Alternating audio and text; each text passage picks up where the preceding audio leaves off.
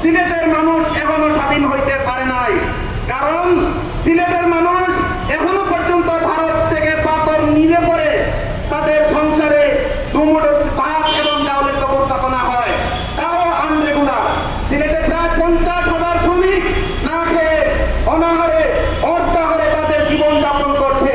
হাজার হাজার stone crusher মালিকরা ব্যাংক ঋণ খেলাপি হওয়ার কারণে বাড়ি করে তারা ঠিক মতো থাকতে পারছে না। তাদের অবস্থান দেখলেন, আজ থেকে 5 বছর আগে তাদের ছিল আলিশান অবস্থা, তাদের অবস্থা ছিল বিশাল বিলাসবহুল, তারা ছিল দেশীয় পাথরের উপরে ইনকাম নির্ভরশীল।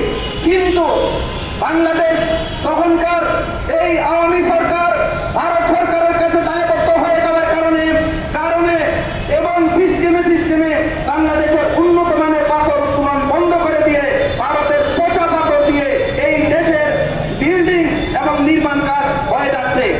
আমরা বলতে চাই, উন্নত মানের পাথরকে পরিবেশের দোহাই দিয়ে উন্নত মানের পাথরকে উঠানো বন্ধ রেখে এবং ন্যূনতম পর্যায়ে নিম্নমানের পাথর আমদানি করার এর কোনো অর্থ রাখে না।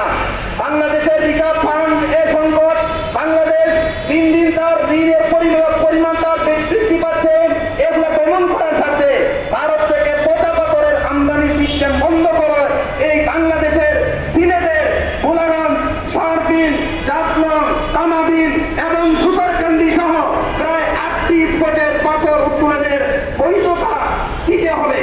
ডক্টর ইউনূস সাহেবকে আমরা বলতে চাই, সিলেটের মানুষকে স্বাধীন করুন। সিলেটের মানুষ এখনো পর্যন্ত আপনার নাগরিক হওয়া সত্ত্বেও তারা পরাধীনতার শিকার হয়ে আছে। সিলেটের বেশ কিছু নাগরিকের ফ্যামিলির অবস্থা দেখলে পরে বোঝা যায় যে তাদের করুণ পরিণতি হয়ে চলছে। এই জন্য ডক্টর ইউনূস সাহেবকে বলবো, আপনি অনতি বিলম্বে আমাদের এই পাথর কোয়ারিকে সচল করে দিয়ে দেশের অর্থনীতি চাকা, দেশের রিজার্ভ ফান্ডকে সমৃদ্ধি করার জন্য আপনার দৃষ্টি কামনা করছি।